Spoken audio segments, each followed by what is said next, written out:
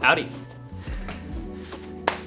I think I owe you guys a little bit of an update. It's been a while since we last spoke. Sorry I missed you last week. Life has been a little bit chaotic. First of all, like you guys saw, I was coming down with a bit of a sickness, so I took some time to try to allow my body and myself to just rest and heal up so I could continue not being sick.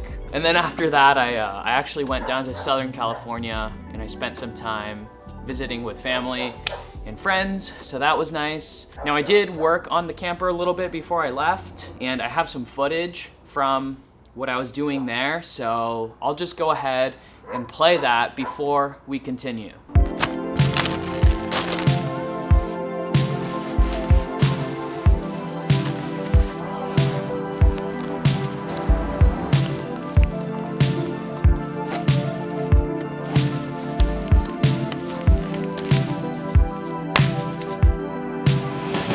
Do I look like Walter White yet? What's going on, folks? Welcome back to another video. In the last one, you saw me prepping to put in the subfloor, and I went into this week all prepared and ready, thinking that I was going to be putting in the subfloor right off the bat, hit the ground running. The more I thought about it, the more I realized that I just felt like I was cutting corners. Now, as you could see, there's still all of this residue and there's some black spots still, and I just don't feel comfortable moving forward knowing that I'm going to be building on top of old material that I would rather have removed. Now, yes, I know and I'm aware that this is an old camper and it can never be 100% new again, but I could at least try my best to get it to the point where I feel like it's as good as it could get. And I just simply did not feel like I reached that point. So right now, I'm going to go in here with my angle grinder, and there's this sanding disc. It's called a flat disc, and I'm just gonna go in and sand off as much of this residue as I can.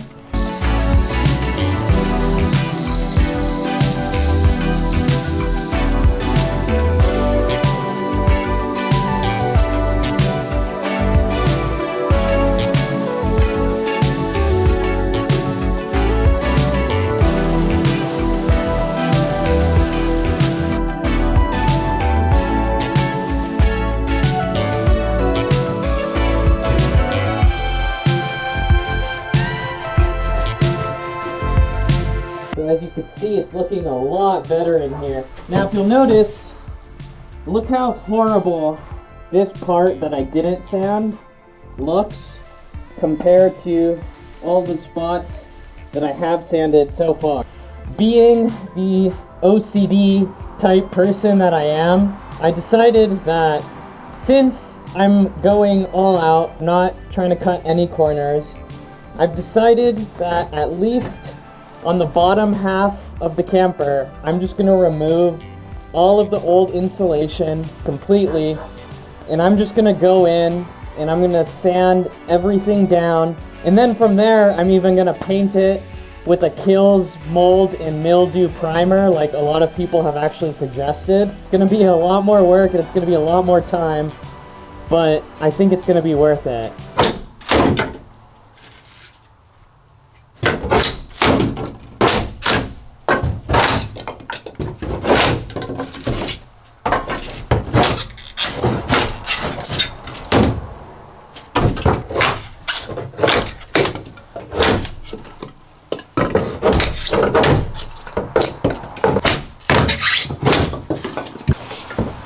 In all honesty, this side of the camper is in so much better shape, and I could probably get away with not redoing it over here, but it would just feel weird to completely redo the other side and leave this one original.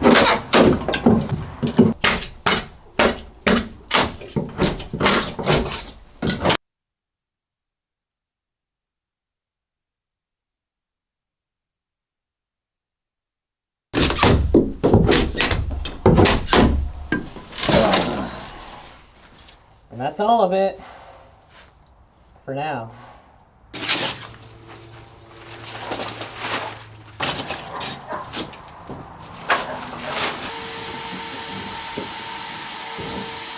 So the wood on the other side was really easy to remove because it was so rotted out with water that it basically just peeled right off. Oh, lordy. Sheesh. I don't know exactly how difficult it's gonna be to remove these pieces of wood that are still intact, but I guess we'll find out.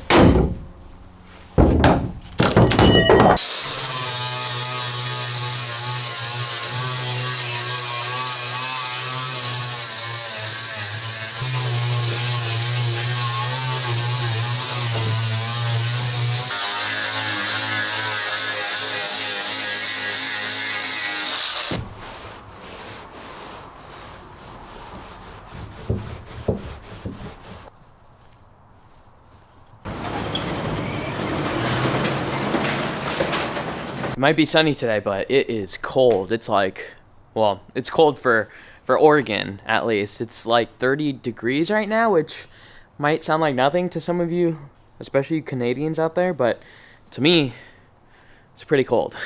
So to start off today, I'm gonna be removing all of the remaining compartments and all of the components that are on the outside of the camper. That way, when it's time to get to sanding, as you can see, I'll have a nice level surface to work with. So all of those components have got to go.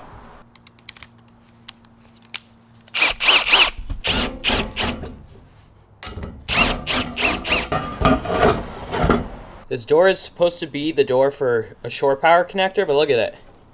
It's empty. This is literally just a pointless hole in the wall. I guarantee this was letting in some of the water. It maddens me that literally within the same component, they use different size screws. Like, why? Isn't this supposed to be a professionally made unit? Why would you use different screws? It just doesn't make sense. Seems like they just use whatever they could.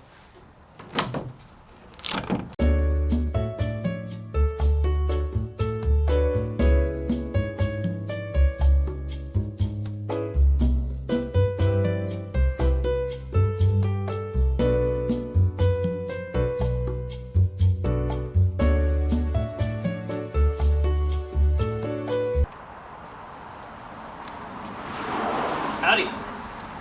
Right now, I mentioned that there's some strip screws that are sticking up and getting in the way of me sanding everything down. I'm just gonna quickly show you guys the solution that I found to remove the strip screws. Now this is a Dremel rotary cutting device, and it's got a little cutting disc on the top. So what I'm doing is I'm going to the screw heads and I'm creating new slots in the screw head. That way I could just use a flathead screwdriver, and the stripped out square bits are not needed anymore since I have fresh new screw slots.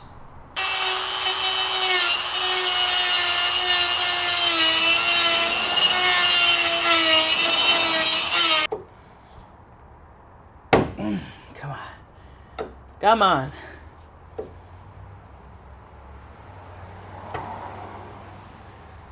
No? Well, this one is still stuck, so I'm gonna have to work on that one.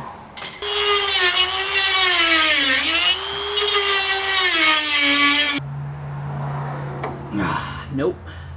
So what I did on the other side, for a stubborn one that still didn't want to come out, I just gave it a little bit of heat with the torch, and that seemed to help loosen up whatever adhesive might be holding on to it. Ouch.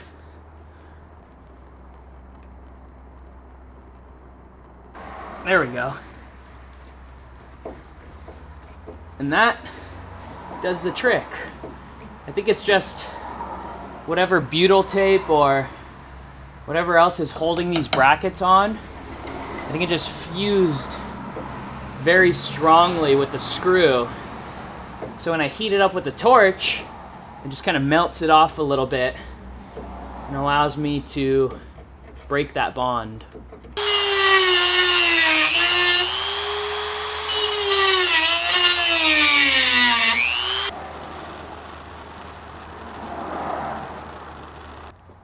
There we go.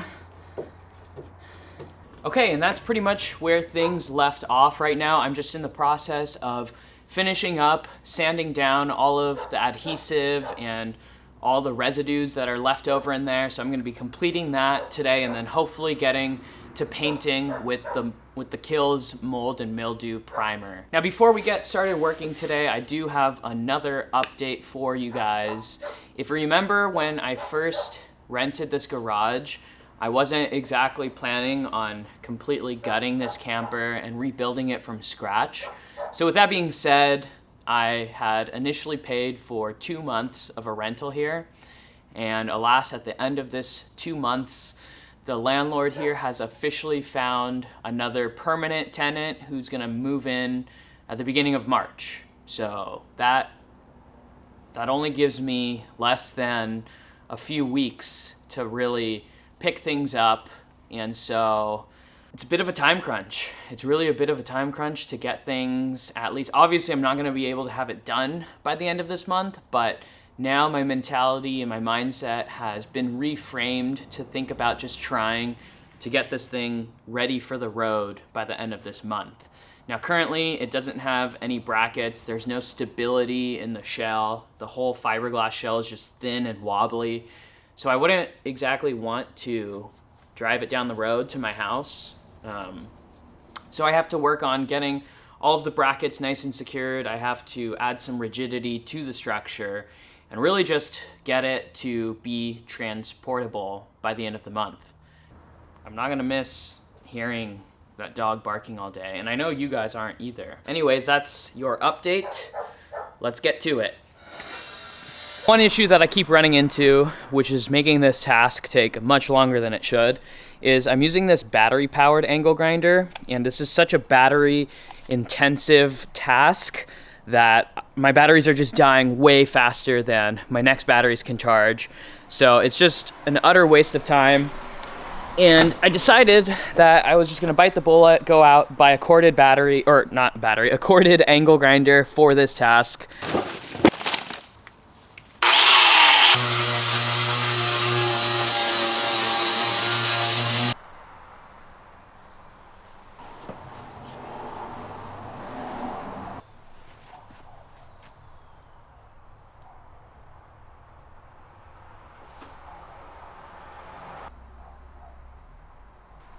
So much dust everywhere.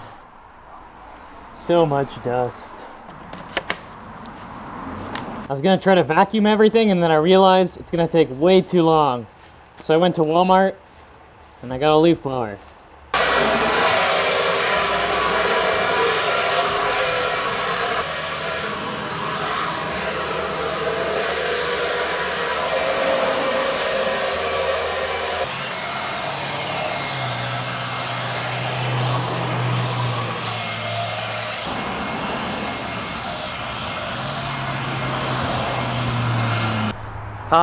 Yet another example of another tool that is better to have the corded version as opposed to the battery operated cordless. I couldn't finish cleaning out the shop because the leaf blower just kept running out of battery, and so I'm gonna have to come back tomorrow to finish it, unfortunately. So I'll see you guys tomorrow. Only this time I'll have a corded leaf blower. All right, all done. Let's move on to painting. So at this point, I'm not sure if I already showed you this during this video or not. I'm sure I have, but here it is again anyways. I'm gonna be painting the interior of the camper with this Kills Mold and Mildew Primer. And the reason behind painting everything with this is just to have a nice clean slate to work from. And then also the mold and mildew resistance is just a little bit more peace of mind. After I ran the leaf blower in here and got as much of the dust out as I could with that, I went in and I wiped it all down with some water, then I wiped it down with mineral spirits, then I wiped it down once more with water just to be extra redundant. I let it all dry out, I vacuumed it, and now it's looking clean and it's looking ready to paint in here.